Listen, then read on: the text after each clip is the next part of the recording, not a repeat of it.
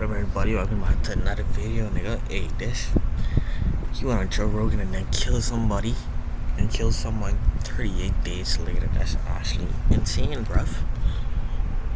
On the 1st of February 2024, Sheldon Johnson appeared on the Joe Rogan Experience. Sheldon. 38 days later, he was arrested and charged with murder. It was episode 2096, with Joe Rogan, Sheldon Johnson, and another person named Josh Dubin. Josh had been on the podcast 6 different times before, explaining on an earlier episode that he was a lawyer who worked with wrongfully convicted felons. We're here to get the word out about wrongful convictions. In 3 out of 6 of Josh's appearances, he'd bring these wrongful convicts to tell their story.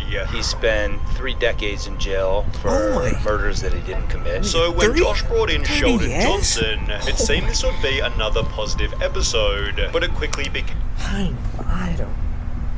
It's like, damn, what do you even do? It's like, I mean, he old now. He might get reparations for it, but... Nigga, that's 30 years of his life gone. You can't get that back. And that's 30. 30. It's actually insane, man. became apparent that Sheldon was slightly different. I figured we'd do something. Nah, I know for sure you're gonna do it. Nah, I know for sure you're gonna do it, but you still get 30 years. That's sick. I ain't gonna lie, they strong. I ain't gonna lie, after that, it might just end it, nigga. 30? Something a little bit different. Like, typically, the person sitting to my right is someone that was wrongfully convicted. Sheldon is guilty. Sheldon had only just been released from a 25-year prison stint, but Josh had brought him on specifically as an example of someone who'd been given an unfair amount of time, believing Sheldon never deserved his 25 years in prison. Well, you can be the judge of that. Born 1975, Sheldon Johnson grew up in the Martin Luther King Jr. Towers, aka a poverty-stricken housing project in Harlem, New York City. His entire family tree had been in and out of prisons. My father was incarcerated. He did about 15 years. I was incarcerated. My grandfather was incarcerated. My great-grandfather was a slave. And my son killed somebody when he was 12 years old. While Sheldon was the only one in his family who had functional hearing. My mother's deaf, my father's deaf, my sister's deaf, my aunt is deaf. I grew up in a deaf household. Therefore, his father, a drug dealer, brought Sheldon along to help him translate deals, and by the age of 12, Sheldon had joined the exact same line of work. I started selling drugs. Guy offered me an opportunity to be a lookout, and I would just stand there, and eventually I just slowly moved up the ranks. It turned me into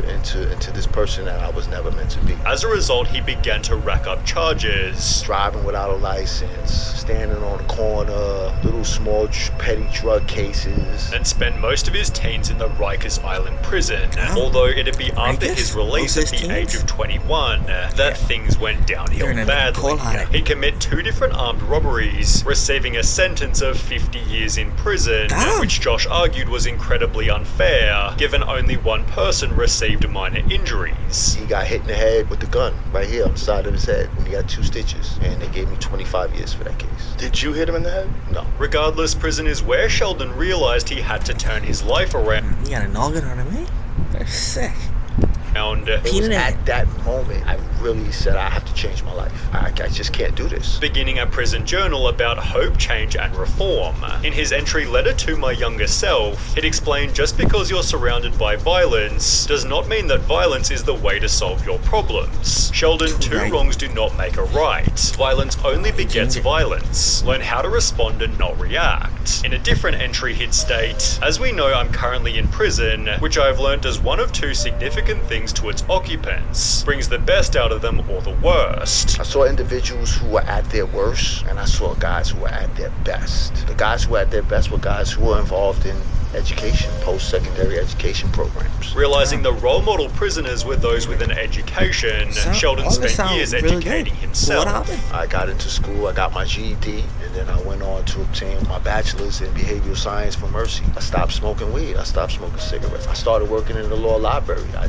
discovered that I had a knack for complicated things, case law, and I was actually helping guys get out of prison. He'd further add to his journal, I have grown dramatically in these 14 years, when I could have easily eventually withered away. I've learned that I love Shakespeare, that I love acting, that I love writing, that I enjoy reading philosophy, that I love reading criminal law, that I love writing legalese. Sheldon had changed his life to such an extent, BuzzFeed advocated for his release back in 2016. He became a model inmate, said David Roth, the prison social worker. His days were so full that he went to bed exhausted and fell asleep immediately.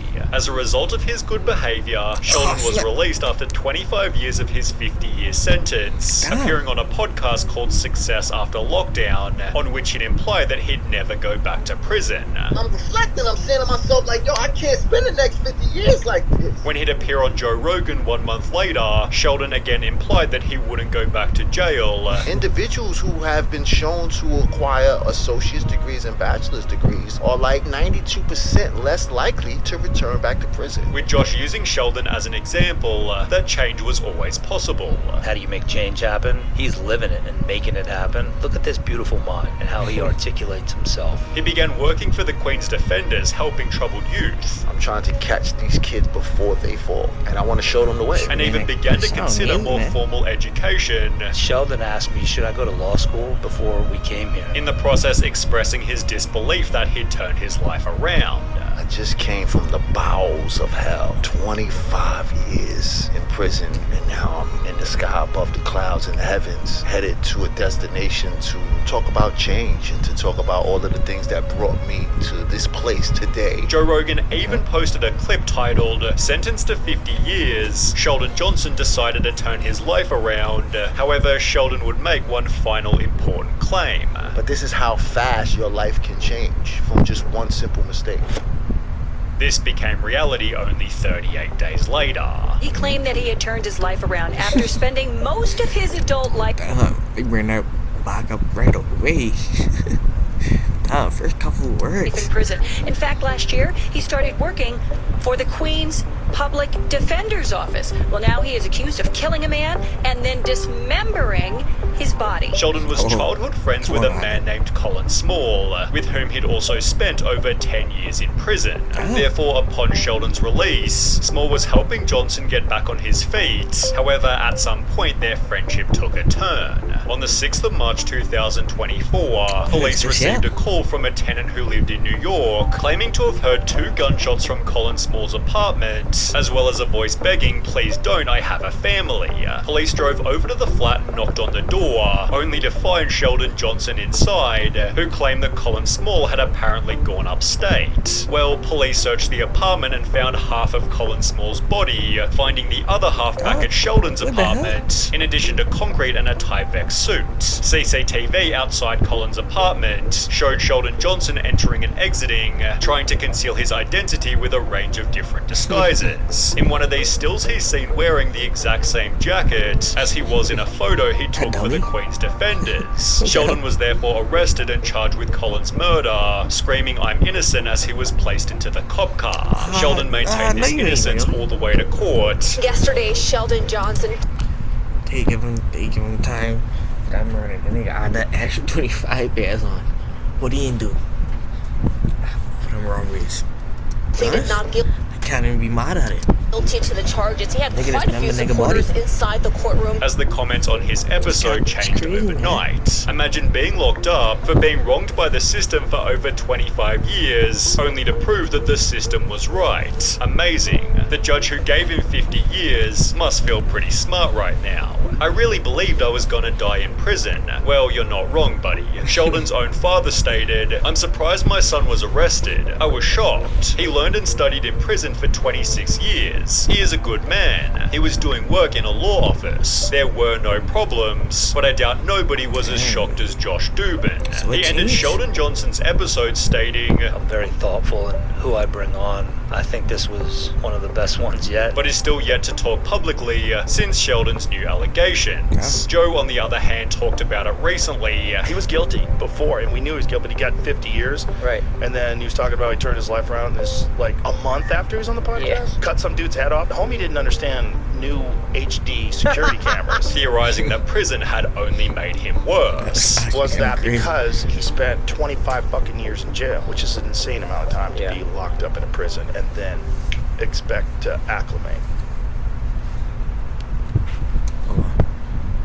That's it for the video. If y'all niggas enjoy, you know. Be sure to show niggas the next one. No kids, you know.